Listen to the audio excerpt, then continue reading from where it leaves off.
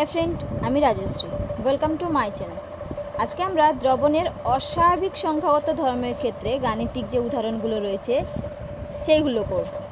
এতদিন তো আমরা দ্রবণের স্ফুটনাঙ্কে উন্নয়নের কারণ, হিমাঙ্কের অবনমনের কারণ, অভিস্রবণ চাপ সংক্রান্ত সব অঙ্ক করে এসেছি, কিন্তু তার মধ্যে চ্যাপ্টারে আমরা একটা অংশ পড়েছিলাম যেটা হচ্ছে অস্বাভাবিক সংখ্যাগত ধর্ম। অর্থাৎ যখন কোনো যৌগ কী হচ্ছে জলীয় দ্রবণে আয়নিত হয়ে যাচ্ছে বা সংযোজিত হয়ে যাচ্ছে, তার ক্ষেত্রে কি হয়, ভ্যান টপ গুণক আই আসে সূত্রগুলোর ক্ষেত্রে। আমরা জেনেছিলাম P0 minus P by P0 বাষ্পচাপের আপেক্ষিক অবনমনের ক্ষেত্রে P0 minus P by P0 equals to x2। যদি সেটা সংযোজিত আয়নিত যৌগের ক্ষেত্রে হয় তাহলে কী হয়, I ইন্টু x2। একই রকমভাবে del T B equals to I into K B into M. Del T F equals to I K F into M, এবং pi equals to I CRT. এইভাবে ভ্যান টপ গুণক এসে যাবে। তারপর আমরা আয়নীয় যৌগ আলফা এসে যাবে, যেটা হচ্ছে I minus one by N minus one. এটা হচ্ছে আয়নায়ন মাত্রা। আর হচ্ছে কাই, সেটা হচ্ছে কি I minus one by N minus one. এটা হচ্ছে সংযোজন মাত্রা। এইসব সূত্রগুলো আমার কাজে লাগবে। তো দেখো, একটা এক্সাম্পল তুলে ধরেছি, সেটা হচ্ছে, দেখো এখানে এক্সাম্পল রয়েছে CaNO3 এর হোল 2 এর একটি জলীয় দ্রবণের মোলালিটি হচ্ছে 0.75 মোল কেলভিন ইনভার্স, এবং উক্ত দ্রবণে ক্যালসিয়াম নাইট্রেটের 75% আয়নিত হয়। দ্রবণটির স্ফুটনাঙ্ক নির্ণয় করো, দেওয়া আছে জলের কেবি এত। তাহলে দেখো, আয়নায়ন মাত্রা বার করতে হবে। সেটা কত হয়েছে, আয়নায়ন মাত্রা আলফা ইকুয়ালস টু কী রয়েছে, 75% আয়নিত হয়েছে। That means alpha equals to 75/100, অর্থাৎ 0.75%। 0.75 মানে 0.75। ওকে, দ্রবণের স্ফুটনাঙ্ক নির্ণয় করতে বলেছে, দ্রবণের স্ফুটনাঙ্ক বার করতে বলেছে। তার মানে টিএফ প্রাইম কত সেটা বার করতে বলেছে। কেবি তোমার দেওয়া আছে 0.52। আর কি রয়েছে, দ্রবণের মোলালিটি অর্থাৎ এম। আমাকে কষ্ট করে এখানে এম বার করতে হবে না, পুরো মোলালিটি বলে দিয়েছে 0.75। ওকে, আর কি বলে দিয়েছে, চলে দেবো নে, মোলালিটি এত 75%। তো দেখো, এখানে যদি আমি ডেল টিবি আগে বার করতে হবে, টিবি প্রাইম স্ফুটনাঙ্ক, এটা হিমাঙ্ক নয়, ভুল হয়ে গেছে, একটু তোমরা চেক করে নাও, টিবি প্রাইম। তো ডেল টিবি আগে বার করতে হবে, তারপর আমরা ডেল টিবি থেকে টিবি প্রাইম মাইনাস টিবি, তখন আমরা টিবি প্রাইম বার করতে পারবো, তাই তো। এখন ডেল টিবি ইকুয়ালস বার করতে কী হবে, যেহেতু এটা তোমার আয়নিত যৌগ রয়েছে, তো del TB equals to I into KB into M, এই সূত্র থেকে আমাকে বার করতে হবে। আমি আবার বলছি, যেহেতু আয়নীয় যৌগ, আয়নায়ন মাত্রা রয়েছে কতটা কি হয়েছে, তো সেখানে আমাকে ডেল টিবি বার করে যেহেতু টিবি প্রাইম বার করতে হবে। এখানে আয়নীয় যৌগ থাকার জন্যে এখানে কি হবে, del TB equals to I into KB into M. M দেওয়া, কেবি দেওয়া, ডেল টিবি বার করতে হবে। আইও আননোন, দুটো আননোন আছে, কিন্তু যেহেতু আলফা দেওয়া, সেখান থেকে আমরা এই আলফার সূত্র থেকে আই বার করে নেব। ক্লিয়ার? দেখো, CaNO3 এর হোল 2 আয়নিত হলে কি হবে, আয়নীয় যৌগ যেহেতু এটা আয়নিত হয়ে Ca2+ 2NO3 মাইনাস দেবে, অর্থাৎ একটা ক্যালসিয়াম আর দুটো নাইট্রেট যোগ হচ্ছে। তাহলে এন কত, অর্থাৎ ভেঙে গিয়ে 3টে আয়নে পরিণত হচ্ছে, সেহেতু n ইকুয়ালস টু 3 হবে। তো আমরা কি জানি, alpha equals to I minus 1 by N minus 1। তো আলফা আমার দেওয়া আছে, আলফা কতবার করলাম, 0.75। তো আমরা লিখতে পারি, এখানে লিখছি 0.75 equals to I minus 1 by N, এখানে 3, যেহেতু আয়নিত হয়ে 3টে আয়নে পরিণত হচ্ছে, 3 মাইনাস 1। ওকে, বা বা I minus one equals two 0.75 into 3 minus one বা I minus one equals two 0.75 into 2 I equals two 75 হয়ে যাচ্ছে তোমার 1.5 প্লাস 1 বা I ইকুয়ালস টু হয়ে যাচ্ছে 2.5। ওকে, ব্যাস আমি আমার I পেয়ে গেছি। এবারে del TB equals to I into KB into M. I পেয়ে গেলাম 2.5, কেবি দেওয়া আছে 0.52 বসালাম ইন্টু এমও দেওয়া আছে 0.75। তো 0.75 বসানোর পরে যে ভ্যালুটা পাচ্ছি সেটা আমার হয়ে যাচ্ছে 0.975 কেলভিন। তাহলে ডেল টিএফ বেরিয়ে আছে। তাহলে দ্রবণের স্ফুটনাঙ্ক ইকুয়ালস টু কী হবে? Del TB equals to TB prime minus TB. তাহলে টিবি প্রাইম ইকুয়ালস টু হবে ডেল টিবি প্লাস টিবি। তাহলে ডেল টিবি হচ্ছে 0.975 আর টিবি হচ্ছে তোমার 100 ডিগ্রি টেম্পারেচার মানে 373 কেলভিন, অর্থাৎ টোটাল হচ্ছে 373.975 কেলভিন। খুব ইজি ছিল, দেখো ভালো করে। আবার বলছি, আমরা জানি del TB equals to KB into M, কিন্তু আয়নীয় যোগ হলে I KB into M. KB দেওয়া, এম মোলালিটি হিসেবেই দেওয়া। ডেল টিবি বার করলে কি আমরা টিবি প্রাইম বার করতে পারবো, কারণ কোশ্চেনে টিবি প্রাইম চেয়েছি। এখন I আননোন, I বার করতে গেলে আলফা দেওয়া, আলফা থেকে আমরা আলফা পুট করে I বার করে নিলাম, আইয়ের ভ্যালুটা বসিয়ে ডেল টিবি বার করলাম, ডেল টিবি ভ্যালু থেকে টিবি প্রাইম বার করলাম। ক্লিয়ার? নেক্সট চলো আরেকটা অঙ্কে। এখানে কি রয়েছে দেখো, এখানে রয়েছে 2 গ্রাম বেঞ্জয়িক অ্যাসিডকে 25 গ্রাম বেঞ্জিনে দ্রবীভূত করলে হিমাঙ্কের অবনমন হয় এত। হিমাঙ্কের অবনমন মানে ডেল টিএফ বলে দিল আমাকে 1.62।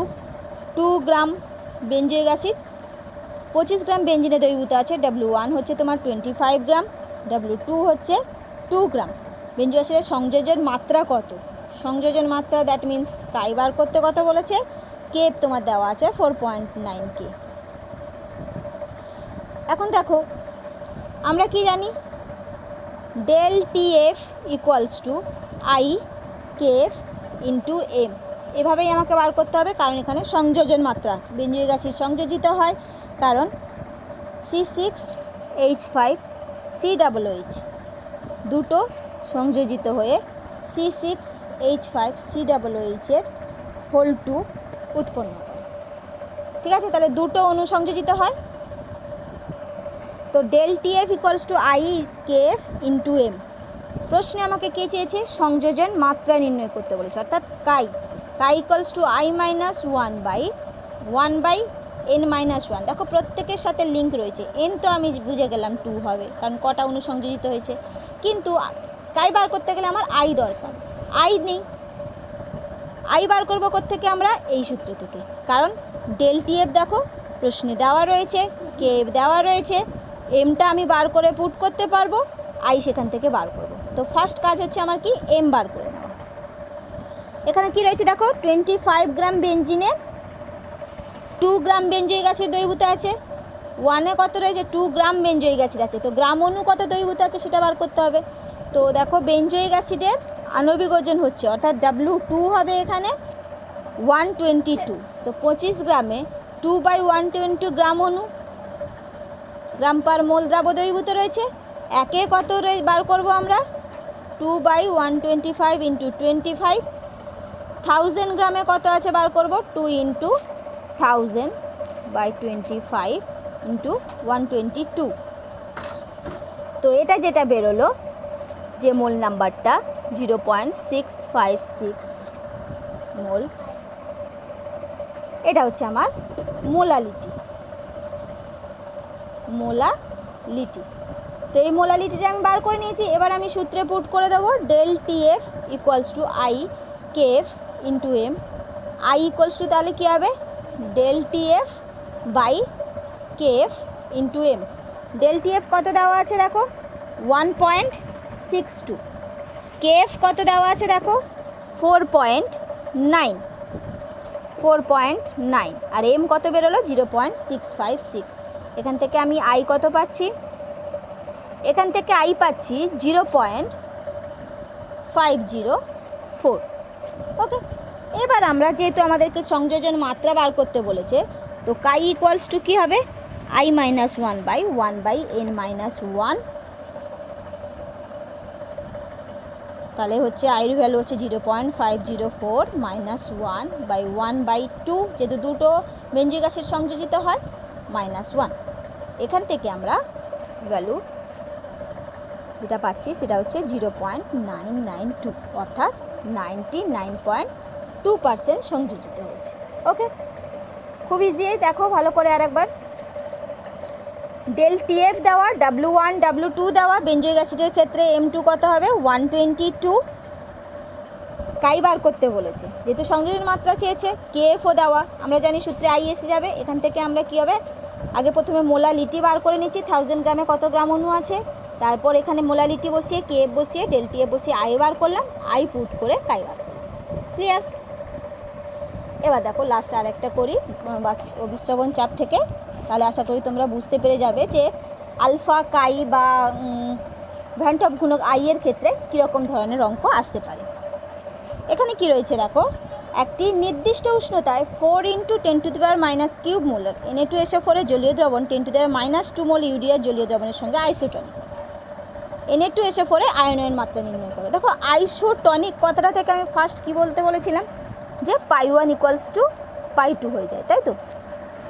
এখন দেখো Na2SO4 একটা আয়নীয় যৌগ না, তো এর ক্ষেত্রে অভিস্রবণ চাপ কত হবে, এর ক্ষেত্রে অভিস্রবণ চাপ সমীকরণটা হবে π = IC/RT, যেহেতু এটা আয়নীয় যৌগ। এবার দেখো ইউরিয়া দ্রবণ, ইউরিয়ার ক্ষেত্রে কি হবে, তো যদি π1 হয়, তো ইউরিয়া দ্রবণের ক্ষেত্রে অভিস্রবণ চাপ যদি বলি π2 = C/RT হবে। এখানে যেহেতু আইসোটনিক বলে দিয়েছে, তো আইসোটনিক দ্রবণের ক্ষেত্রে π1 = π2 আমি আগেই করিয়েছি, সেহেতু IC/RT = C/RT। ওকে, এবারে আর আর টি দুটো ক্ষেত্রে উভয় ক্ষেত্রে কী হবে, কেটে যাচ্ছে, তো IC1 = C2, তাহলে I = কী হবে C2/C1। C2 কত এখানে দেখো, মোলার গাঢ়ত্ব তোমাকে দিয়েই দিয়েছে, তো C2 = হচ্ছে 10⁻²। ইউরিয়ার ক্ষেত্রে, আর এটা হচ্ছে তোমার কি 4 × 10⁻³ 10³ 10 পড়ে থাকছে, তাহলে হচ্ছে দেখো I = গিয়ে দাঁড়াচ্ছে তোমার 2.5।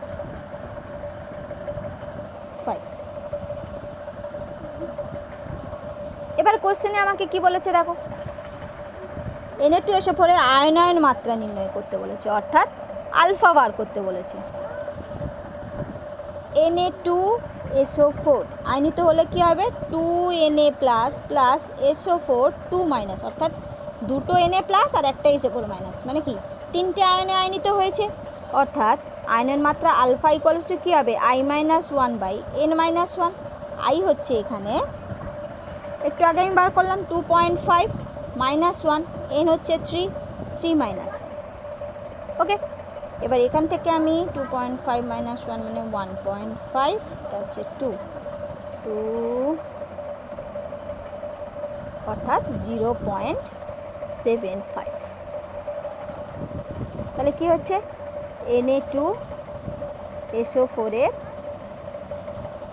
আয়নায়ন মাত্রা হচ্ছে 75%। ওকে, খুব ইজি। দেখো আর আবার বলে দিচ্ছি, Na2SO4 এর কেবল একটি নির্দিষ্ট উষ্ণতায় কত মোলার Na2SO4 বলে দিয়েছে, ইউরিয়াও কতটা বলেছে, যেহেতু আইসোটনিক দ্রবণ বলে দিয়েছে, আর Na2SO4 কি হচ্ছে জলীয় দ্রবণে আয়নিত হয়, তো এর ক্ষেত্রে অভিস্রবণ চাপ π1 = IC1/RT হবে। ইউরিয়ার ক্ষেত্রে কী হবে π2 = C/RT, এখানে আই থাকবে না, এবারে যেহেতু আইসোটনিক দ্রবণ বলে দিয়েছে, তো pi one equals to pi two, তো পাই ওয়ান পাই টু একই হলে I C one R T equals to C two R T হবে, সেটাই আমি লিখেছি। আর টি উভয় পক্ষে কেটে গেল, I C one equals to C two হচ্ছে। তো I equals to C two by C one. C two কত? মূলের ঘনত্ব সি টু হচ্ছে ইউরিয়ার ক্ষেত্রে, সেটা হচ্ছে 10⁻², আর সি ওয়ান হচ্ছে 4 × 10⁻²। এটা বলছি আমরা আই কত পেলাম? 2.5। আয়নের মাত্রা বার করতে বলেছে alpha equals to I minus one by N minus one. I এক্ষুনি বার করলাম 2.5 - 1 বাই এনে টু এসে পর জ্বলিয়ে দেবেন, আইনে তো 3টে অণু দিচ্ছে, তাই এনের জায়গায় 3 বসেছি, 3 - 1, সেখান থেকে আমরা 75% আয়নের মাত্রা পেলাম। ক্লিয়ার? আশা করি তোমরা বুঝতে পারলে। তো এই চ্যাপ্টারে যত রকমের অঙ্ক আছে আমি সব করিয়ে দিয়েছি। তাও যদি তোমাদের কোথাও সমস্যা থেকে থাকে আমাকে কমেন্টের মাধ্যমে জানিও। আজকের ক্লাস এই পর্যন্ত। আমার আজকের ক্লাস যদি তোমাদের ভালো লেগে থাকে লাইক এবং শেয়ার করো, এবং আমার পরবর্তী ভিডিওগুলি দেখার জন্য চ্যানেলটিকে সাবস্ক্রাইব করো। Thank you.